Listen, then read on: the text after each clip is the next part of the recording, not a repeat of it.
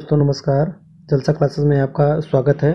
जैसा कि मैं दोस्तों आप लोगों को पिछले क्लास में त्रिकोणमिति से परिचय कराया था, तो मैं आज आप लोगों के लिए त्रिकोणमिति से ट्रिग्नोमेट्री जो मैं आप लोगों को बताया था, ट्रिग्नोमेट्री जो दोस्तों जो बताया था मैंने, आज मैं उसी का अनुप्रयोग बताऊंगा। त्रिकोणमिति के कुछ अनुप्रयोग मैं हिंदी में लिख रहा हूँ। त्रिकोणमिति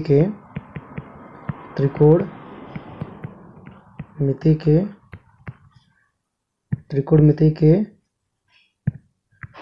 कुछ अनुप्रयोग आज में हम पढ़ेंगे। ठीक है दोस्तों, आज हम त्रिकोणमिति के कुछ अनुप्रयोग पढ़ेंगे, जो कि मैं आप लोगों को त्रिकोणमिति चैप्टर स्टार्ट किया था, तो त्रिकोणमिति के कुछ अनुप्रयोग को आप लोग छोड़ दिया था। ठीक है, तो आज हम उसी पर आप चर्चा करेंगे। ठीक है, चलिए देखते हैं।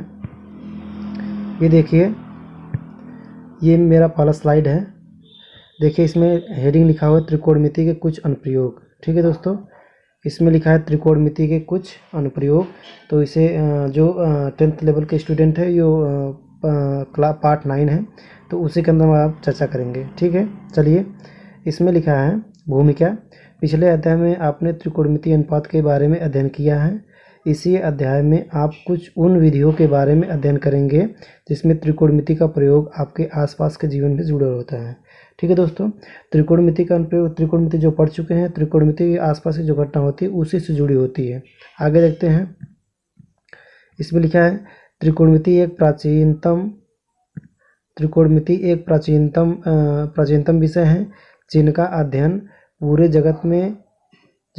पूरे जगत में विद्वान करते आए हैं। ठीक है, तो जैसा कि हम अध्याय 8 में पढ़ चुके हैं कि त्रिकोणमिति की आविष्कार इस बात पर ध्यान में रखकर किया गया था कि इस खगोलिक में आवश्यकता पड़ती थी। तब से आज तक खगोलिक इसका प्रयोग पृथ्वी के ग्रहों को तारों के बीच में परिकलित करने के लिए करते हैं। त्रिकोणमिति का प्रयोग भूगोल अंचल में किया जाता है।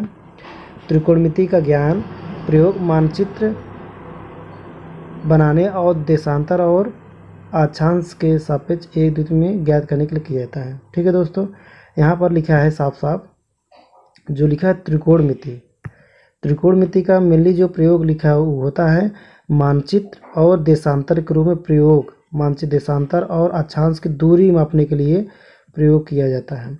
इसका त्रिकोणमिति का प्रयोग बहुत से पहले से वैज्ञानिक खगोलीय विज्ञान में प्रयोग करते आए हैं, जिनका ग्रहों और तारों के बीच की दूरी की ज्ञात करने के लिए किया जाता है। ठीक है, चलिए आगे देखते हैं। यहाँ पर देखिए, एक बहुत बढ़िया स्लाइड है। ये देखिए थियोलाइट्स लिखा है। थियोलाइट्स एक ये यंत्र है। देखिए यहाँ पर लिखा है सर्वेक्षक शताब्दी के त्रिकोणमिति का प्रयोग करते आ रहे हैं। अभी मैंने आप सर्वेक्षण जो होते हैं, सर्वेक्षण जो कि पुराने वैज्ञानिक थे जो प्रयोग करते चले आ रहे हैं। 19वीं सदी में बृहद त्रिकोणमिति सर्वेक्षण ब्रितानी भारत का एक ऐसी विशालतम सर्वेक्षण परियोजना थी जिसके लिए 2 बृहद थियोलाइट का निर्माण किया गया था। जैसे देखिए, एक थियोलाइट ये है, एक थियोलाइट और मतलब 19वीं शताब्दी में 2 थियोलाइट का प्रयोग किया गया था। ठीक है, तो विश्व में सबसे ऊंची खोज की थी थियोलाइट का प्रयोग करके। जो विश्व में सबसे हाईएस्ट ऊंची थी 160 किलोमीटर से अधिक दूरी से 6 केंद्र के लिए परीक्षण किया गया था। 1856 ईस्वी में इस शिखर का नामकरण सर जॉर्ज एवरेस्ट के नाम पर किया गया था, जिसने सर्वेक्षण विशाल थियोलाइट को अधिकृत किया और इसका प्रयोग किया। सामने बनी आकृति देखिए, ये वाला सामने जो बने थियोलाइट की आकृति बनी हुई है। ठीक है, ये थियोलाइट की आकृति बनी हुई है, पीछे वाला ये वाला। ठीक है, अब चलिए आगे देखते हैं। अब ये थियोलाइट देहरादून में स्थित है। अब जो ये थियोलाइट बना हुआ है, ये वाला थियोलाइट, अब ये देहरादून में स्थित है। ये वाला थियोलाइट अब कहाँ पर है? देहरादून में स्थित है। ठीक है, जो भारत के सर्वेक्षण संग्रहालय में प्रदर्शित रखे हैं, मतलब जो भारत में दर्शनीय के रूप में बहुत से जो देश विदेशी के लोग आते हैं उसे देखने के लिए रखा हुआ है भारत के सर्वेक्षण में। देखिए यहाँ पर लिखा हुआ थियोलाइट्स एक सर्वेक्षण यंत्र है जो त्रिकोणमिति के नियमों पर आधारित है, का प्रयोग एक घोड़ी टेलीस्कोप के कोणों को मापन के लिए किया जाता है। ठीक है, चलिए अब अगले स्लाइड पर बढ़ते हैं। देखिए, जैसे अब देखिए हम त्रिकोणमिति के अनुप्रयोग के बारे में पढ़ रहे हैं। तो कैसे जाने पहचानेंगे कि त्रिकोणमितीय अनुप्रयोग कैसे पहचानेंगे, ठीक है।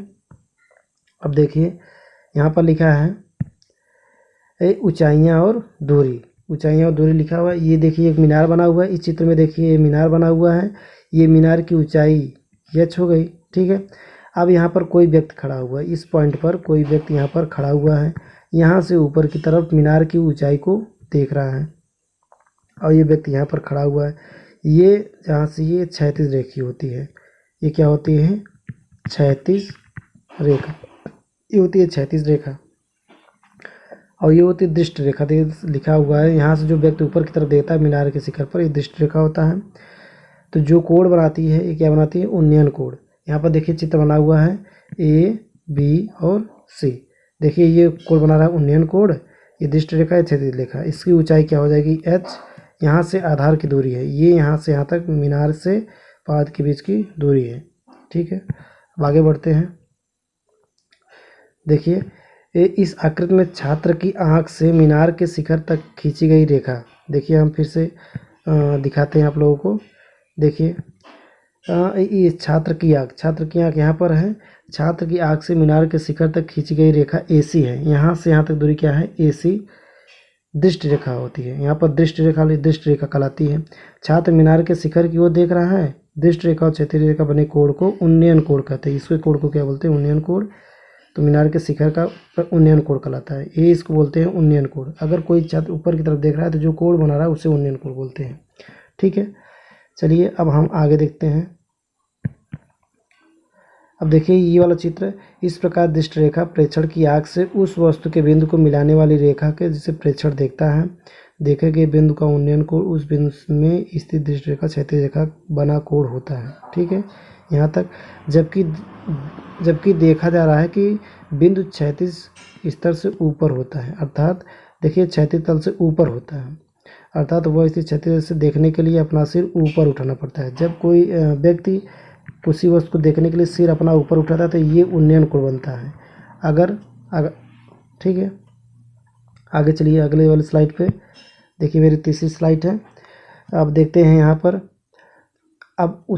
अब कोई जिसे देखिए इस चित्र में, देखिए आप लोग इस चित्र में साफ साफ दिख रहा है कि यहाँ पर कोई एक, यहाँ पर देखिए बालकनी में कोई लड़की खड़ी हुई है।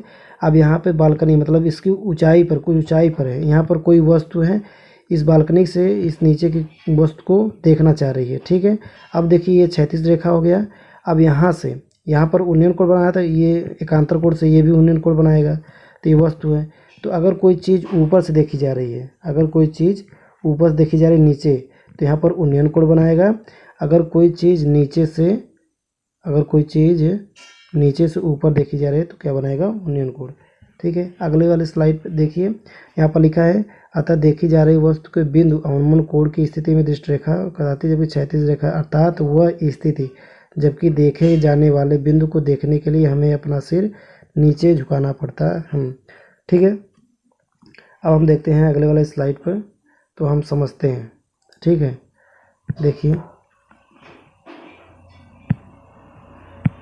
देखिए दोस्तों, अगर कोई व्यक्ति यहाँ पर जैसे नीचे से देख रहा है, अगर कोई व्यक्ति यहाँ से देख रहा है ऊपर की तरफ, तो ये बनाएगा उन्नयन कोण। क्या बनाएगा, उन्नयन कोण, ठीक है। अगर कोई व्यक्ति ऊपर से नीचे देख रहा है, यहाँ ऊपर से नीचे देख रहा है, मान लो यहाँ पर कोई व्यक्ति है ऊपर से नीचे देख रहा है, तो क्या बनाएगा, ये अवनमन कोण बनाएगा, इसे बोलते हैं अवनमन कोण, ठीक है दोस्तों। अगर वीडियो को आप लोगों को अच्छा लगा हो तो लाइक कीजिए, सब्सक्राइब कीजिए, अपने दोस्तों को शेयर कीजिए और बेल आइकन को प्रेस करना न भूलिएगा, ठीक है। Thank you.